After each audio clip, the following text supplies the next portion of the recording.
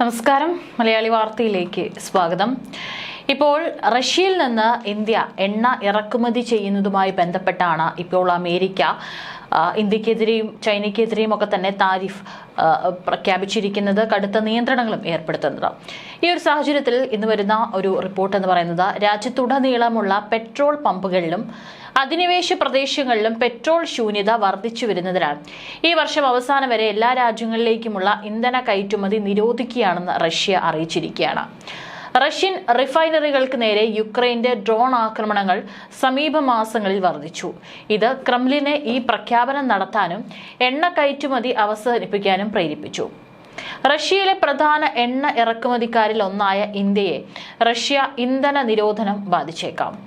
Diesel കയറ്റുമതിയിൽ വർഷാവസാനം വരെ ഭാഗിക നിരോധനം ഏർപ്പെടുത്തുമെന്നും നിലവിലുള്ള പെട്രോൾ കയറ്റുമതി നിരോധനം നീട്ടുമെന്നും റഷ്യൻ ഉപപ്രധാനമന്ത്രി അലക്സാണ്ടർ നൊവാക്കാണ് പ്രഖ്യാപിച്ചിരിക്കുന്നത്. പെട്രോൾ കയറ്റുമതിക്കുള്ള നിരോധനം വർഷാവസാനം വരെ ഞങ്ങൾ ഉടൻ നീട്ടും. കൂടാതെ ഡീസൽ ഇന്ധന ഉൽപാദകരല്ലാത്തവർക്കുള്ള ഡീസൽ ഇന്ധന കയറ്റുമതിക്കും വർഷാവസാനം വരെ നിരോധനം ഏർപ്പെടുത്തുമെന്നാണ് നൊവാക്ക് പറഞ്ഞിരിക്കുന്നത്. ഇത് വിപണിയിൽ പെട്രോളിയം ഉൽപ്പന്നങ്ങൾ കൂടുതൽ വിതരണം ചെയ്യാൻ തങ്ങളെ അനുവദിക്കുമെന്നും അദ്ദേഹം കൂട്ടിച്ചേർത്തു. റഷ്യൻ ഉദ്യോഗസ്ഥർ തുടക്കത്തിൽ എണ്ണക്ഷാമത്തിന് കാരണം ലോജിസ്റ്റിക് കാരണങ്ങളാൽ ആണെന്ന് ആരോപിച്ചിരുന്നു. പെട്രോളും ഡീസലും വീണ്ടും ഒഴുകാൻ തുടങ്ങുമെന്നും പറഞ്ഞിരുന്നു. എന്നിരുന്നാലും സമീപ ആഴ്ചകളിൽ ക്ഷാമം കൂടുതൽ വഷളായി. റഷ്യയിൽ തീർച്ചയായും പെട്രോളിയം ഉൽപ്പന്നങ്ങളുടെ നേരിയ ക്ഷാമമുണ്ടെന്ന് ഡെപ്യൂട്ടി പ്രധാനമന്ത്രി അലക്സാണ്ടർ നൊവാക്ക് സമ്മതിച്ചതായി രാജ്യത്തെ വാർത്താ ഏജൻസിയായ ടാസ് റിപ്പോർട്ട് ചെയ്തിരുന്നു. എന്നിരുന്നാലും അത് സഞ്ചിത കരുതൽ ശേഖരം കൊണ്ട് നികത്തപ്പെടുന്നുണ്ടെന്നാണ് അദ്ദേഹം ഉറപ്പു നൽകിയത്. വേനൽക്കാലത്ത് യുക്രൈൻ പണിമുടക്കുകളുടെ ഒരു തരംഗം നിരവധി പ്രധാന സൗകര്യങ്ങളിലെ സംസ്കരണ ശേഷിയും ബാധിച്ചു.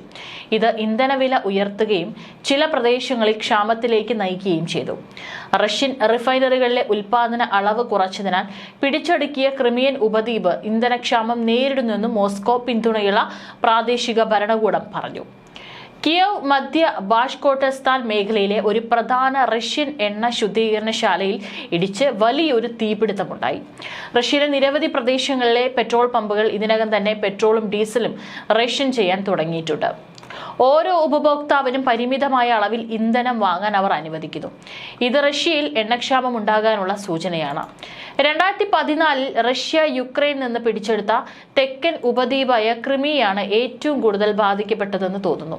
ക്രിമിയയിലെ പകുതി പെട്രോൾ പമ്പുകളും ഇന്ധനം തീർന്നുപോയതായും അവ പ്രവർത്തനരഹിതമായതായും വാർത്താ ഏജൻസിയായ പല CNN അനുസരിച്ച് റിപ്പോർട്ട് ചെയ്തിട്ടുണ്ട്. റഷ്യൻ എണ്ണ ശുദ്ധീകരണശാലകളിലെ ഉൽപാദനം കുറഞ്ഞതാണ് ഇതിന് കാരണമെന്നും ഗവർണർ സമ്മതിക്കുന്ന തരത്തിൽ സ്ഥിതി മോശമാണ്. ഇപ്പോഴും പ്രവർത്തിക്കുന്ന ചുരുക്കം ചില പെട്രോൾ പമ്പുകൾക്ക് പുറത്ത് കാറുകളുടെ നീണ്ട നിരകൾ സോഷ്യൽ മീഡിയ വീഡിയോകളിലും ചിത്രങ്ങളിലും കാണാം. ഇന്ത്യക്ക് മേൽ US പുതിയ തീരുവകൾ പ്രഖ്യാപിച്ചതിന് പിന്നാലെ ഇന്ത്യൻ പ്രധാനമന്ത്രി നരേന്ദ്രമോദി വ്ളാഡിമിർ പുടിനുമായിട്ട് ഫോണിൽ സംസാരിച്ചതായി നാറ്റോ സെക്രട്ടറി ജനറൽ മാർക്ക് റൂട്ടെയും ഇപ്പോൾ പ്രതികരിച്ചുകൊണ്ട് രംഗത്ത് വന്നിട്ടുണ്ട്. യുക്രൈൻ യുദ്ധത്തിലെ റഷ്യയുടെ ഭാവി പദ്ധതികൾ വിശദീകരിക്കാൻ പുടിനോട് മോദി ആവശ്യപ്പെട്ടതാണ് റൂട്ടെ അവകാശപ്പെടുന്നത്.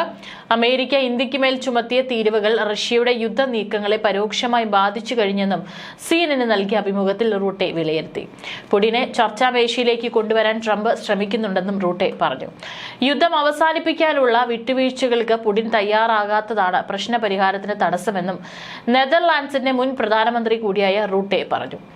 റഷ്യയിൽ നിന്ന് അസംസ്കൃത എണ്ണ വാങ്ങി സംസ്കരിച്ച് മറ്റ് രാജ്യങ്ങൾക്ക് പെട്രോളിയം ഉൽപ്പന്നങ്ങൾ വിൽക്കുകയാണ് ഇന്ത്യൻ പെട്രോളിയം കമ്പനികൾ ചെയ്യുന്നത്. ഇന്ത്യയും ചൈനയും റഷ്യയിൽ നിന്ന് എണ്ണ വാങ്ങുന്നത് യുക്രൈനിലെ യുദ്ധത്തിന് ധനസഹായം നൽകുന്നതിന് തുല്യമാണെന്നും ട്രംപിന്റെ ആരോപണം. എന്നാൽ ചൈനയ്ക്ക് മേൽ അധിക തീരുവ ഏർപ്പെടുത്തിയിട്ടില്ല. യൂറോപ്യൻ രാജ്യങ്ങൾ ഇപ്പോഴും റഷ്യയിൽ നിന്ന് പരോക്ഷമായി എണ്ണ വാങ്ങുന്നതിനായി ഇതിനിടെ വ്യക്തമാക്കുകയും ചെയ്തിരുന്നു. അതായത് യൂറോപ്യൻ യൂണിയനിൽ ഇപ്പോൾ ഇതിനെ പ്രതികരിക്കുന്ന പല രാജ്യങ്ങളും ഇപ്പോഴും റഷ്യയിൽ നിന്ന് എണ്ണ വാങ്ങിക്കൊണ്ടിരിക്കുകയാണ്. ഇതിൽ പ്രശ്നം ഇന്ത്യയും ചൈനയും എണ്ണ അവിടെ നിന്ന് ഇത്തരത്തിൽ വാങ്ങുന്നത് മാത്രമാണ് വലിയൊരു ആഗോള പ്രശ്നമായിട്ട് ട്രംപ് ഉയർത്തിക്കാട്ടുന്നത്.